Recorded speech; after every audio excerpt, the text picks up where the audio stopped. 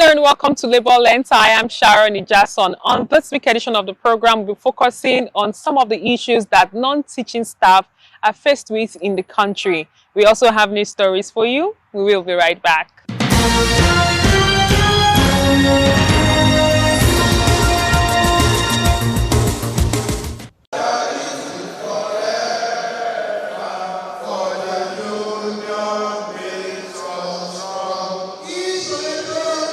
The Academic Staff Union of Polytechnics, Zone C Southwest, has expressed concern over unresolved issues affecting polytechnic education and staff welfare.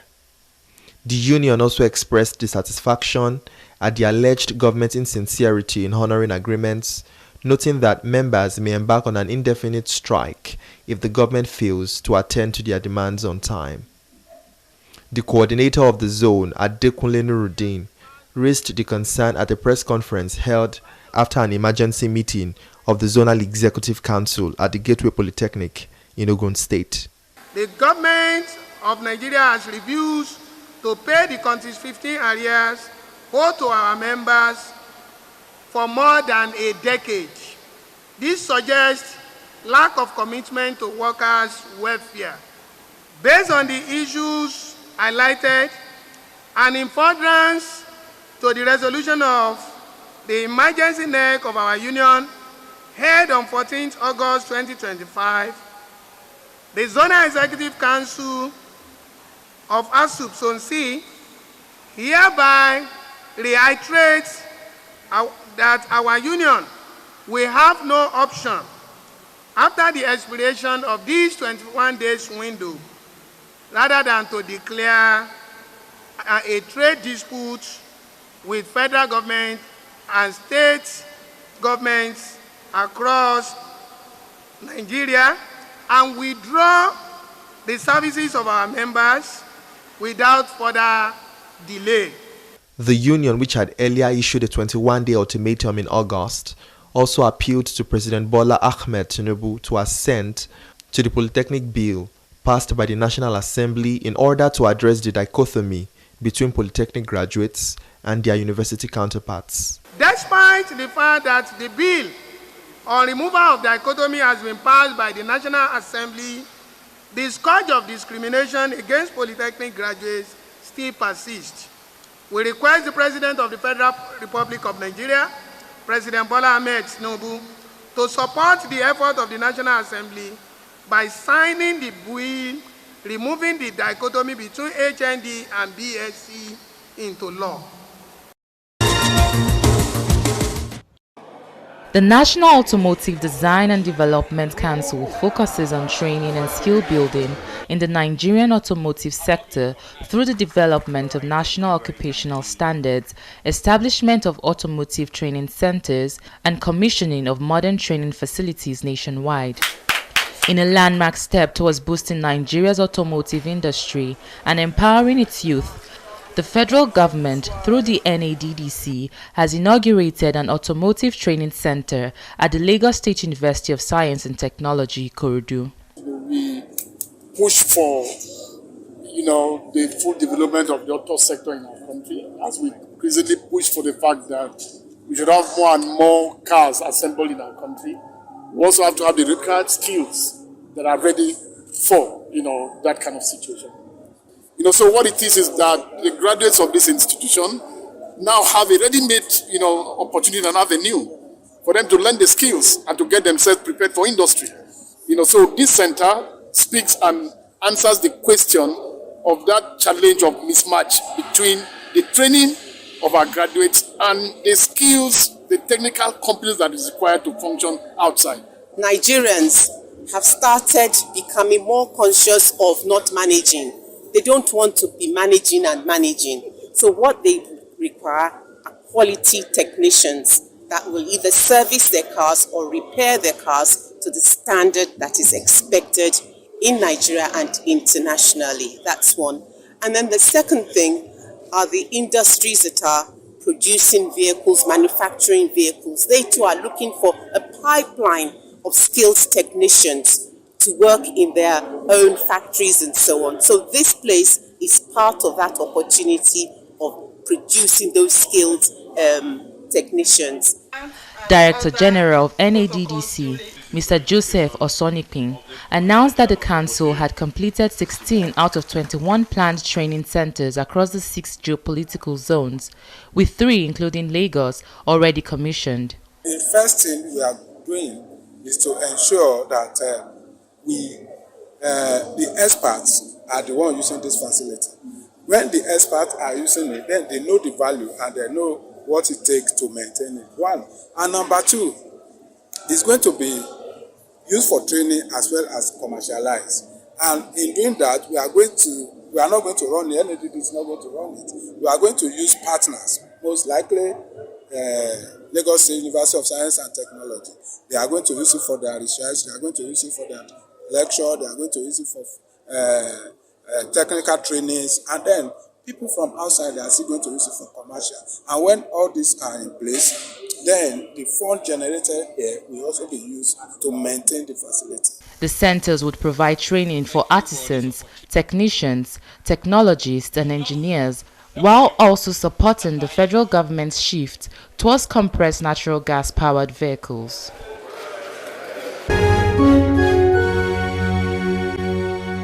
Several number of first-class brains recruited to take over from older academics have found their ways out of the country because of, government neglect of the education sector. So for me, the impacts are pernicious, they are killing, and if urgent steps are not taken, the tertiary education system in Nigeria will soon collapse. We are tired. We've been pushed to the war, and we've gotten to a point that we know we are facing an insensitive government. So the only thing that can change the present trajectory, because I can see it's going to happen whether we like it or not, our members are resolute. If the government don't go back and do what it needs to do, one, and that's important, let's forget all this prevention. We have no apology for saying we deserve a living wage. Our salary has not increased since 2009.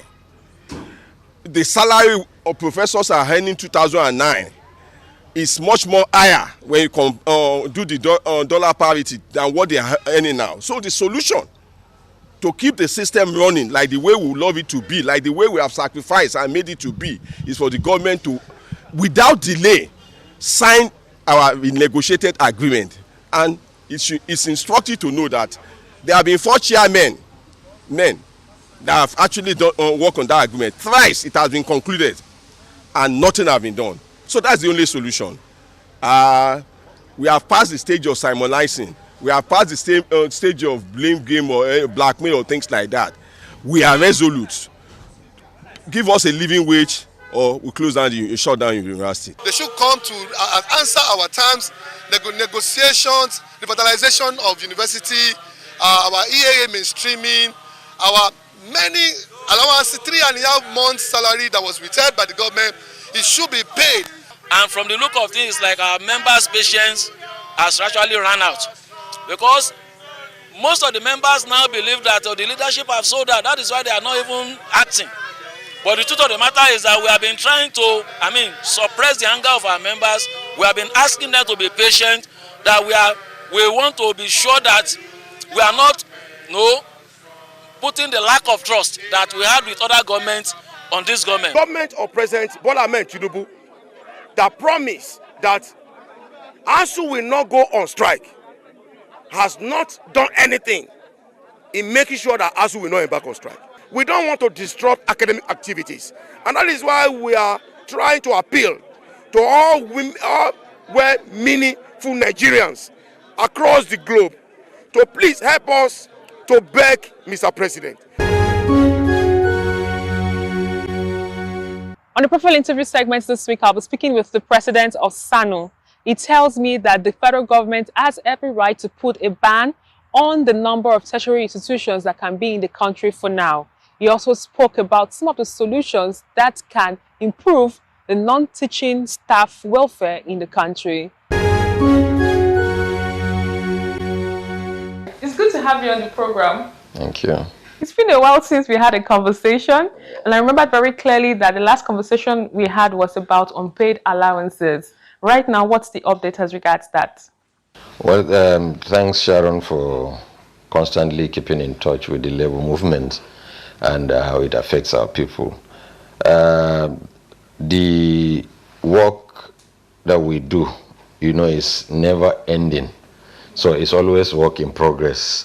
And allowances, payment, salaries, agitation for better welfare and so on will not end, because nothing is static, in life. Everything is dynamic. The economy is wobbling, dealing with our members here and there, the downturn and so on. So as long as the economy keeps pinching, naturally we will keep agitating. So, but on the pending issues that you're referring to, nothing much is achieved, because we still have leftovers of 2 months of unpaid, salaries as a result of the 2022, strike. We also still have backlog of the wage award, which federal government under the current president Bola Tinubu, promised, to put some relief on the lives of our workers. So far, I think we still have like 6 months yet to be paid, and then the 25-35% salary increment as a result of the NIMI BRICS, negotiations with the University Workers Union, even though that was not what we asked for, but unilaterally government decided to, approve that increment. That increment has been implemented, but we still have arrears of about 12 months or 13 months. So, like I said, it's still work in progress. And recall also the most recent issue of the payment of and allowances, which government approved 50 billion naira, but to our surprise, the non-teaching staff got only a paltry 20%, which we outrightly, complained about, and we have met with the government, and even some of our members were even omitted from the pay, from those that benefited from that, especially workers in the inter-university centers. We have them about 4, the French language village in Lagos, the Arabic language village in Borno, then the National Mathematical Center, and then the one in Aba, in Abia State. So those people were completely yanked off. They were not paid, and they are supposed to be entitled to that. And then, of course, the issue of releases, for even our university, because our agitations is not, skewed to only the members, but even the system. Talking about the system, I would like to ask, talking about the university and funding, would you say that the university is properly funded at the moment? Well, practically, there is nothing like adequate funding in the education sector itself, talk less of our universities. Because when you talk about funding, you're talking about capital, funds, and then the recurrent. And then, in the recurrent, you have, the overheads. Now, the challenge our universities face as of today, if not for the tertiary education fund, TED fund, universities would have grounded completely, because most of the capital, allocations will not be released almost throughout the year until maybe towards the end, third quarter or so. You realize that maybe about 40% or maximum 50% is accessed. And then payment of bills, for the overheads, from the overheads, is a big challenge. For example, electricity. There is no university, public university. I've said this before in your program, and I will still say it again. There is no public university in Nigeria, whether federal or state, that has had enough funding from government in terms of overhead to pay their electricity bill. Though there is a deliberate move that we have seen in the federal government of today of bringing up that program of this solar, energy provision. But it's not for all the universities. I think some universities were selected, about 6 or 7 from the different geopolitical zones. So that is not enough.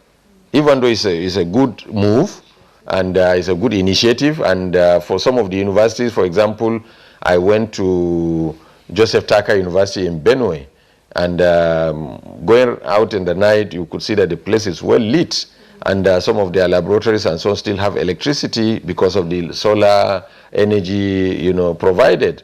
But this is required in all universities, for goodness sake. Let all our public universities have this. Let government, expand the scope, because without electricity, there is no way you can run a university. You cannot have teaching research with ease. Neither would you have even the extended community service, because you will need to provide water, you need the clinics to run, you need workers in the offices to be comfortable. And the weather, except for some few months in the year, it can be very, very terrible, especially up north here. Still talking about funding, there's been several conversations as regards the need for a salary increment for both teaching and non-teaching staff, that is for everyone working in a tertiary institution. Can you give us updates about this?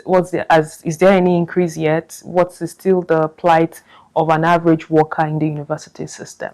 Thanks for this very important question. These current salaries being received by workers in the universities was what was approved by government in 2009. That's about 16 years ago. And you can imagine the kind of inflation that has taken place between that period and now. In 2009, what you could buy with 1,000 naira is what you will use 100,000 naira now to buy. So the issue of renegotiating that agreement that gave birth to the salaries that we receive today, that's Contis 2 for the non-teaching staff, and then Conwas for the academic staff, is long overdue. Long overdue because whatever we receive today is not taking us home. And I have said times without number, if you improve the life of workers in our tertiary institutions, and especially in the universities, half of Nigeria's challenge will be solved. Why do I say that? The universities are like the manufacturing industry for our human capital development. If the workers are happy, teachers and the ones working, in shaping the, character of our students, the non-teaching staff, and the ones running the system, they will have all that it requires in terms of energy, in terms of attention, in terms of focus to put in their best. And these complaints of producing half-baked graduates will be a thing of the past. So do you want to tell us more about the role of teaching and non-teaching staff in the academic system towards nation building? Yes, why not? Like I said, the universities, polytechnics and colleges of education are like the manufacturing industry of our human capital, products. That's the young, teeming young, men and women that come out to work in both public and private sector. That is where you train engineers, technicians, administrators, medical doctors, scientists, lawyers, and all, sorts that runs the system and the economy.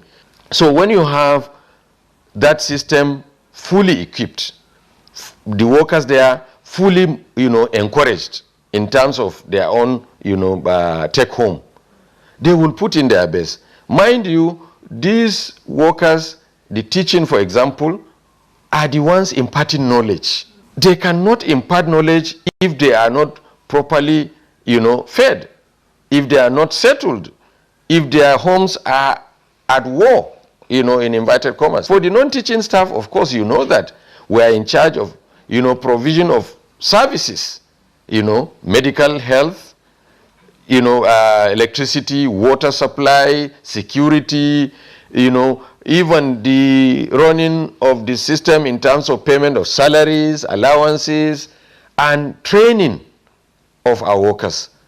That is a component that is handled by the non-teaching staff. So it's a symbiotic relationship. If you have a pauperized non-teaching staff, it will affect, it has a direct bearing on the non-teaching staff, on the teaching staff, because services will not be rendered. Students will not be happy. Mind you, the system in itself is there because of the students. They are the most important stakeholders. There's no doubt about that. There's no debate. Yes, they are our customers. So if the students are there and services are not provided, you know what happens the following day? They start beating drums. There's no water. VC must go, registrar must go, everybody must go, and they block the roads and so on. So you cannot but agree that the welfare and well-being of university workers has direct correlation of the input and output in our economy, There's always been this discrepancy between non-academic staff and academic staff.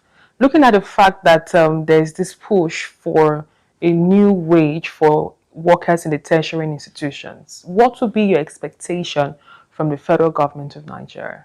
Well, I'm happy you brought up this matter, and let me tell you, from the grapevines, even though as a unionist, I don't want to say from the grapevines, but I can tell you that we are aware that government is in the process of reviewing salaries.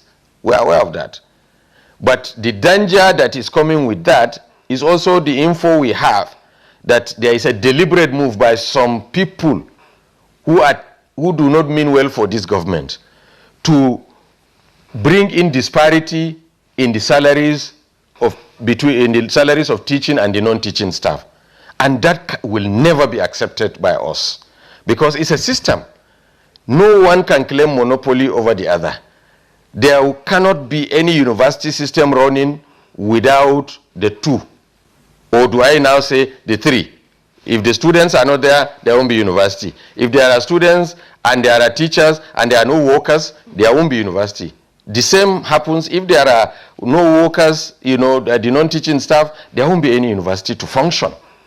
So bringing in disparity under any guise will be fought against, will be rejected, and we will clamp down on the system, because previous governments have tried that and have seen reason not to do it. So the non-teaching staff and the teaching staff have what they call a template for salaries. Like I said, CONWAS for the teachers, academic staff, and the CONTIs for the non-teaching staff. That is the administrators and other professional staff. What you may have different is in the name of allowances.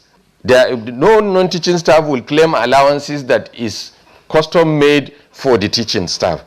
Just like we also have our own allowances. But for the salary table, any attempt by any government to bring in disparity, it will just jeopardize even the fragile piece that is existing currently in the university system.